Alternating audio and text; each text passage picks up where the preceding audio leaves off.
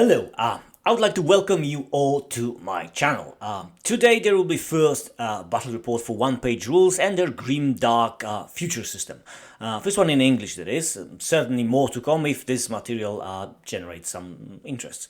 Listen, in all the honesty, I have been neglecting my, English materials. So this battle, among other things, is here to change it. Starting today, I'll be doing two versions of pretty much everything that I'll be publishing. Without further ado, I invite you to check out the magnificent battle report between Orks and Robot Legions. Small warning, my naming conventions are all over the place, meaning I tend to call things by the 40k names or GrimDark names as I see fit. It's not exactly always intentional, sometimes it is. Still, I think it's pretty clear what I'm referring to in a given moment. Anyway, I do hope you will enjoy it.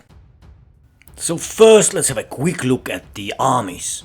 Here there is 10 Necron warriors with standard weapons, except one who has a plasma caster. Bug swarms, no special equipment actually available for these guys. 5 snipers, also with standard equipment. Here are 5 flesh eaters, and with them Robot Lord with trait Overseer and a jetpack. 5 Eternals with a standard loadout, along with them Robot Lord with trait Warden. He has a Technoslave with him and heavy Reaper rifle for a weapon. And the last Necron unit is a Tripod with a Doom Blaster and Tripod Queen trait. And that is all for the Necrons, aka Robot Legions. And for the Orks we have a group of 5 Nobs. They have 4 Power Claws and pistols, and 5th one have a big chopper and twinned carabine, and they are being led by Warlord equipped with Power Claw and twinned carabine. Next, a small horde of 10 Orks, led by a boss equipped with a Power Claw. All Orks have a Slugger and Chopper, and one of them have a big shooter. Then we have a bigger horde of 20 Orks, also with Slugger and Chopper and 2 big shooters, with them Ork Mechanic with custom power field. Then 5 Commandos, 2 of them with Slugger and Chopper, and we have 3 other weapons there, 1 twinned carabine, 1 rocket launcher and sniper carabine. And last but not least, squadron of 3 helicopters, armed with rockets and 1 armed with big shooters. And that's it for Orks. Here we can see the Ork forces already deployed on the table. This is a kind of deployment that we roll for, and this is what we got. We have like a big chunk of boys, the smaller group of boys, Warlord and his Nobs, helicopters and commandos.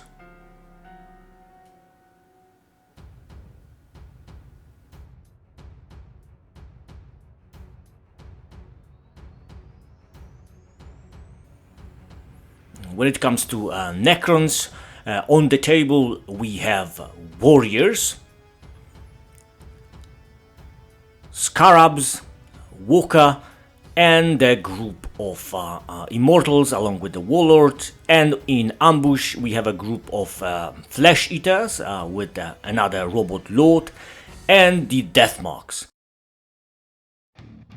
Before the actual turn begins, the Ork Commandos make their move, this being granted by their ability Scout.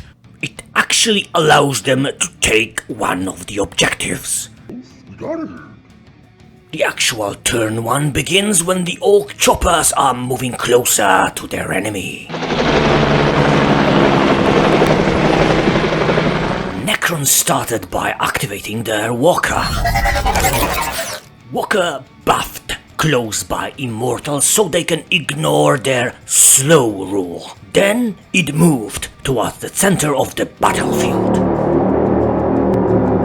Once in position, Walker opened up on the close-by Ork commandos.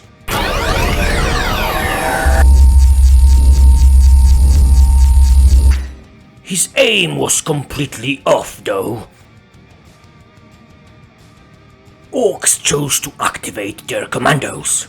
They snatched the objective and made way to the close-by crater to gain some protection. Strategy, lads.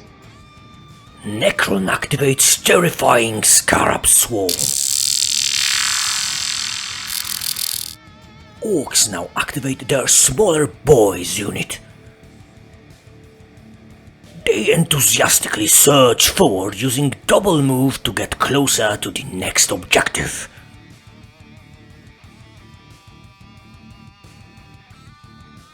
As an answer, Necrons activate their immortal unit. They are being led by a Robot Lord. Now activates the Ork Mechanic, leading the huge horde of Ork boys. This prompts activation from the Necron warriors. They leave the safety of the crater and move forward. And finally, Ork Warlord moves into action. He's leading a mob of huge Ork knobs. I is the biggest boss. Before the second turn began, in the crater that contained one of the objectives, a Necron sniper team appeared using the rule ambush. The first move by the Orks was to move their choppers. They clearly were aiming for the big walker, and their objective was to destroy it. Ork pilots happily pushed and pulled every trigger and button they had.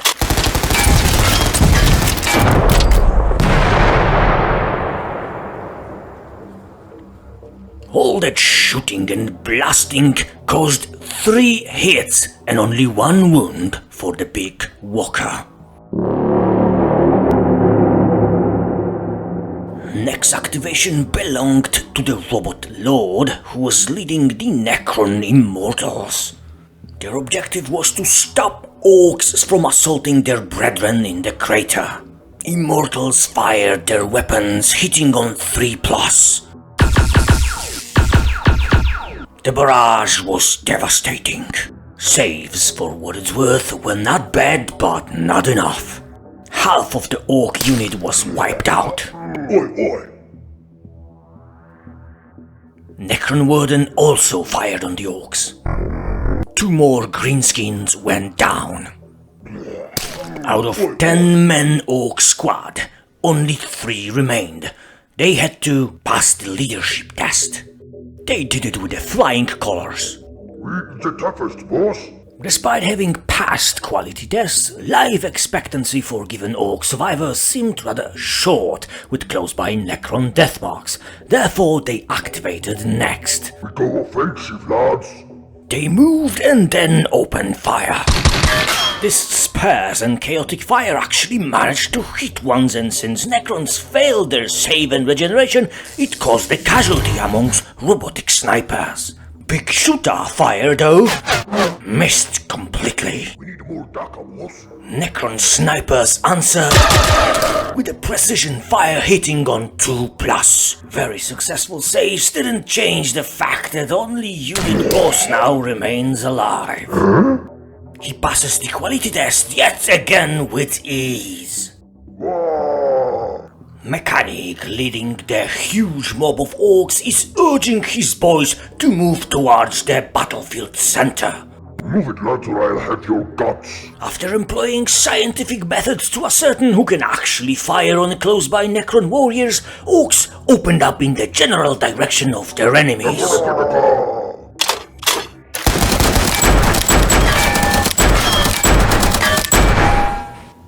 All that firestorm amounted to absolutely nothing despite few hits. None of the robots was permanently taken out of service. More Daka, boss. Necron Walker activates next. Once in position, he opened fire on the Ork horde, but the attack was a complete failure. Now it was time for Ork Warlord and his nobs to move. Is the bestest. Warlord's endgame was clear. The nearby objective. Necron activates their scarabs. They moved swiftly under the nose of Ork choppers and took objective number 1. Now Ork commandos activated. They took aim, sort of, and fired all their weapons at robotic immortals. All for nothing. Necron save on 2+ and regeneration on 4+ due to presence of a robotic hero saved them from any harm. Next activation were Necron warriors. Priorities equals move. They changed their position so they can be out of range of a big Ork horde, yet they themselves, having a greater range weapon, could still fire on their enemies with ease. Once they completed their move and got into a position, they fired upon Ork choppers. The barrage was devastating and Ork saves completely inconsequential. 2 of Ork choppers were made into a pile of burning scrap.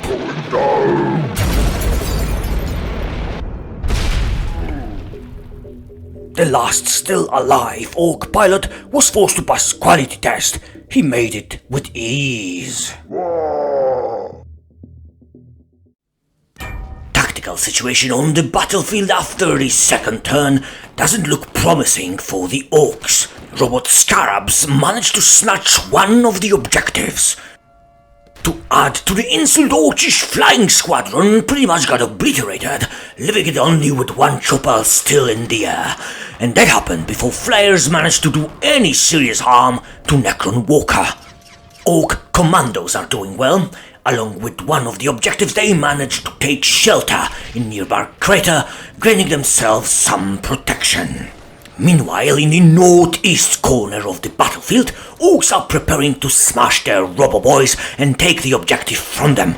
Still, Greenskin forces are dwindling under Necron fire. Yet the hope remains for Warlord and his nobs to charge and smash the robots to pieces. Necron snipers are not alone, though. Ever closer march the Necron elite, their immortals. Their resilience to fire and high regenerative capabilities are sure to prove tough nut to crack for Orks. Who will prevail in this clash of titans? Stay and watch as we continue with the battle.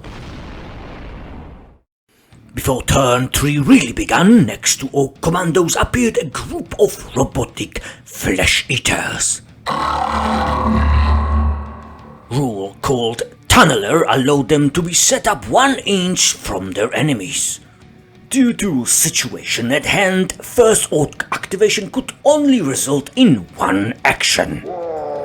Orks charging newly appeared foes. Greenskin's attacks were furious, scoring 8 hits, but robotic saves and regeneration caused only one of the flesh eaters to be permanently switched off. Malfunction. Necron counterattack, on the other hand, managed to destroy the whole Greenskin unit, sending them to Gork, or possibly Mork. In the next activation, Necron snipers decided that it was about time to change their location. Position equals not defendable. Taking into account closing Orks, it was rather sound decision. Once in position, they decided to retire Lonesome Ork boss. 4 hits could only mean that luck has finally ran out for the Ork. Next activation was last Ork Chopper. He moved out of the reach of Necron warriors and opened fire on Scarabs. Shooting is one thing, but hitting is altogether different, and Ork ultimately caused only 1 wound. In their activation, Scarabs, who were in a possession of an objective, decided to move away from the path of closing Ork Horde. Mentioned Horde in its activation decided to march back toward Crater that was a resting place for the late commandos. There they were sure to wrestle control of an objective from the Necron flayed ones. We strategic, lads. Once in range, boys joyfully opened fire. Daka daka daka. Well now, all that shooting translated into We need more daka, boss. 0 decommissioned Necrons. Now it was time for the Necron warriors to act. They opened fire at the mechanic and the Ork Horde. Accurate fire from robotic legionaries killed 6 Orks. Next activation belonged to the Ork Wobos and his group of nobs. We is the bestest. After a much debated measuring and distance checking, it became clear to dismay of the Necrons that Orks are actually able to charge the retreating snipers. Orks, orks, orks, orks. Reason for all this mischief was Ork Warlord and his trait War Chief that allowed him and accompanying unit to add whooping 4 inches to a range of the charge. Oi, oi. This is the bestest war ever. Vicious attack by the Ork Warlord destroyed 2 Necrons. Nob Boy's attacks accounted for 6 more hits. None of them were saved. Orks, orks, orks, orks. Regeneration, on the other hand, went splendidly well, all considered, and left one of the robots still functioning. Now the last standing Deathmark had to pass morale test. In case of failure, he would not run, but score 1 or 2 on D6 would mean his demise. The roll was complete and utter failure. Malfunction. Robot sniper unit didn't survive after all, and Orks acquired one of the objectives. Both? We got it. Tactical situation that just developed prompted Necron Eternals to act. The never-dead robots assumed attack position and opened fire. Their aim was true, killing outright 3 of Ork nobs. Necron Warlord fire added 1 more wound for the Ork nobility. Now, Orks ran out of units, so the Necrons continued to act by activating their walker next.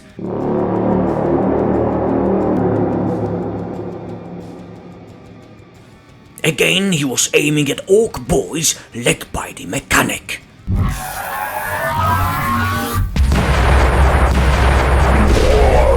Oi, oi. This time, finally his fire had some effect, killing 2 Orks.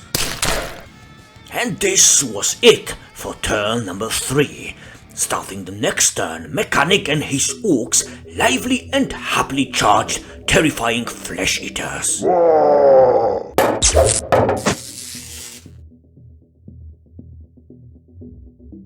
Attacks by the Mechanic and the unit's boss sent 2 Necrons to the scrapyard. Next, there were 15 attacks by the regular boys, and they whiffed terribly. Necrons were able to save all the hits, ending this part of combat without any casualties. Now came the retribution, which was not very pleasurable for Orks. With failed saves, 3 Orks kissed their lives goodbye. Additionally, Necron Warlord that was with the unit attacked. His 3 strikes evaporated 3 more Orks. Ork Horde was now below half of their starting strength. Also, having lost the fight, Orks were forced to move back and roll morale using their quality. Oi, oi. They passed the test easily. Necrons, being under half strength, were also forced to pass the test. They did it and suffer no casualties.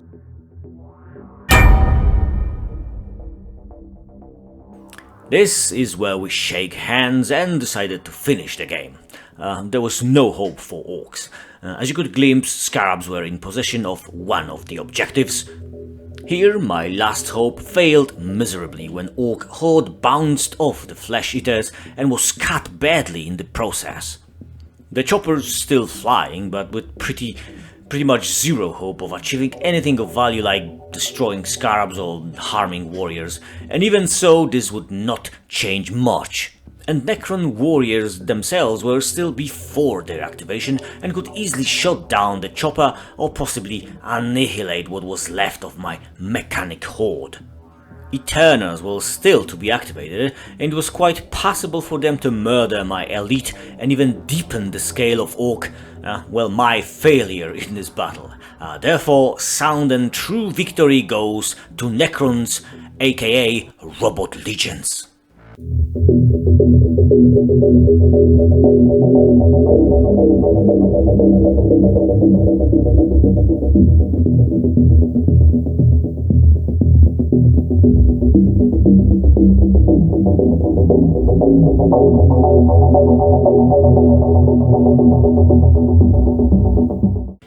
A few closing words about armies in this report.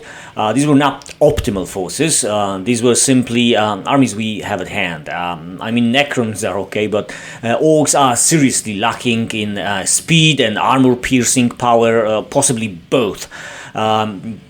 These things are being taken care of. For the next battle report, we are planning to take our armies to 2000 points.